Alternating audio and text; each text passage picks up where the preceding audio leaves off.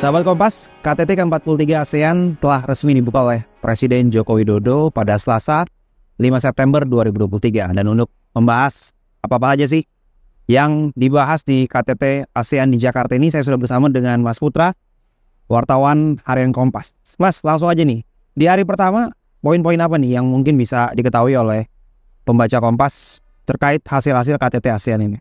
Baik, di hari pertama itu khusus pertemuan internal negara-negara anggota ASEAN.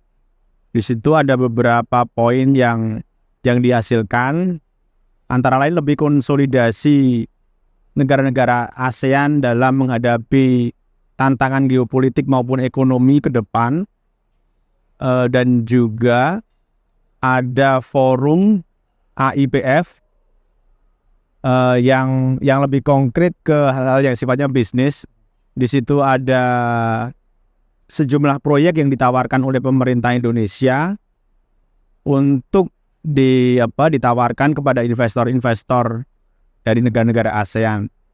Ini untuk meningkatkan kerjasama ekonomi, terutama karena di ASEAN itu perdagangan sudah lebih baik intra atau di antara negara-negara ASEAN, tetapi untuk hal yang sifatnya investasi masih kurang. Nah, tadi itu menjadi salah satu bahasan yang pada hari kedua akan ada semacam business matching atau penawaran proyek-proyek yang sudah matang di Indonesia. Terkait masalah-masalah seperti misalnya konflik Myanmar itu atau misalnya ketegangan di Laut Cina Selatan ada di. Oh iya, di hari pertama itu dibicarakan pada sesi retreat.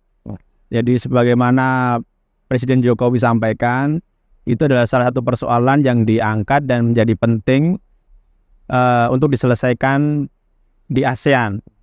Jadi ada beberapa hal yang akan diputuskan, tapi paling tidak yang disampaikan Presiden adalah ASEAN butuh upaya-upaya yang lebih taktis dalam menyelesaikan persoalan krisis di Myanmar yang sudah 2 tahun tidak ada perkembangan yang berarti. Oke. Nah Mas, untuk di hari ini nih, di hari kedua, apa aja nih agenda-agenda yang akan ada di KTT ini?